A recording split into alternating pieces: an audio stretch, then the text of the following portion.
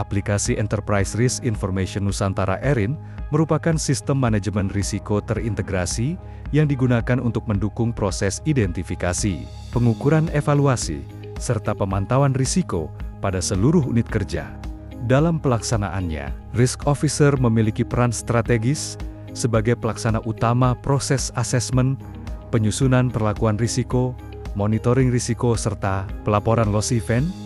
SOP ini mengatur alur kerja operasional Risk Officer dalam menggunakan aplikasi Erin secara tepat, konsisten, dan sesuai standar manajemen risiko perusahaan. Tahap awal asesmen risiko dimulai dengan penyusunan risk context, yaitu proses penetapan ruang lingkup sasaran dan isu strategis yang mempengaruhi pencapaian target. Jabatan Risk Officer wajib mengisi nilai sasaran yang ditetapkan perusahaan, mengidentifikasi isu internal dalam kendali unit kerja, serta isu eksternal di luar kendali.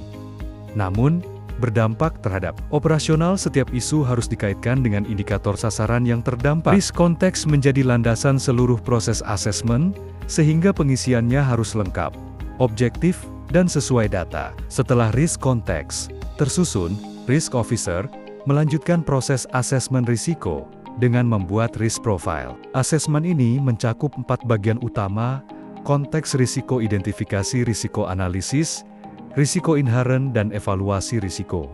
Pada tahap identifikasi, Risk Officer harus menentukan sasaran atau KPI, jabatan, aktivitas subaktivitas, jenis risiko ancaman, atau peluang, memilih nama risiko dari risk library, atau membuat baru, serta mendeskripsikan penyebab dan dampaknya. Risk Officer juga wajib mengisi existing control dan menilai efektivitasnya sesuai standar perusahaan. Analisis risiko inherent dilakukan untuk menentukan tingkat risiko sebelum ada perlakuan tambahan. Risk Officer menilai kemungkinan terjadinya risiko berdasarkan kategori probabilitas frekuensi atau kemungkinan terjadi, kemudian memilih skala dampak yang sesuai. Sistem akan menghitung level risiko inherent serta eksposurnya secara otomatis berdasarkan peta risiko perusahaan.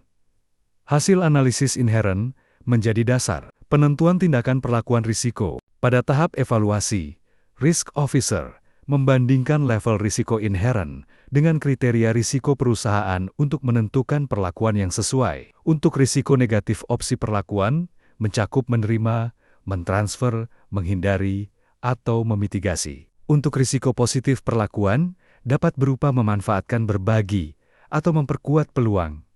Pemilihan perlakuan risiko harus mempertimbangkan efektivitas pengendalian yang telah tersedia, serta kebutuhan perbaikan. Risk Officer wajib menyusun rencana perlakuan risiko berdasarkan penyebab risiko yang telah diidentifikasi. Rencana perlakuan mencakup uraian program tindak lanjut output atau manfaat yang diharapkan, estimasi biaya GL account yang relevan, PIC, serta rencana waktu pelaksanaan. Seluruh rencana perlakuan disusun dengan mengacu pada kebijakan internal, ketersediaan sumber daya, dan ketentuan infrastruktur perusahaan. Setelah itu, Risk Officer menyusun breakdown analisis risiko residual bulanan sebagai nilai risiko setelah perlakuan diterapkan.